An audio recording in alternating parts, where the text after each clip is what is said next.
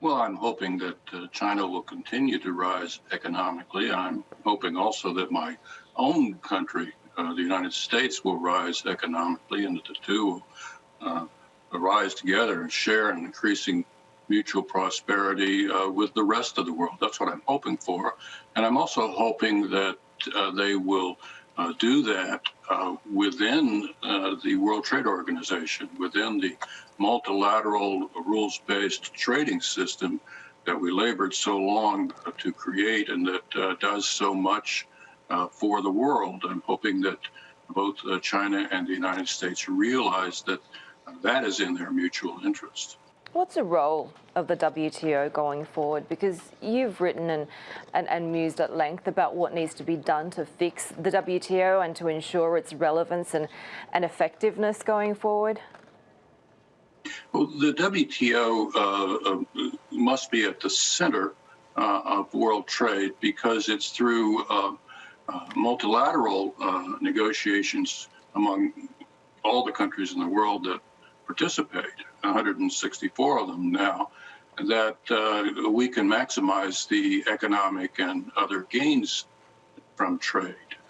It's separate, smaller agreements, this can only be done partially. Also, it's important to do that according to the rules that are agreed by all the members, including both China and the United States. No rules exist that haven't been agreed by consensus of the members of the WTO that apply to all of them.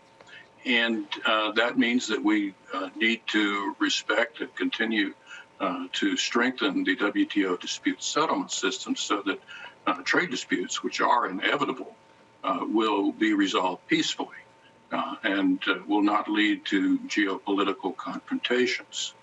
You address a lot of the points that go to the heart of how the WTO has failed to be able to bring China in line, right? But first and foremost, was the problem trying to mesh a socialist economy into a trade system and a rules-based system that was intended for market-based economies? No, and I think that's really a mistaken point of view. First of all, China is not the only member of the WTO with a large and largely statist economy. There are others. China presents a singular problem because of its sheer size and growing scope in the world economy, but the issues are not all that different.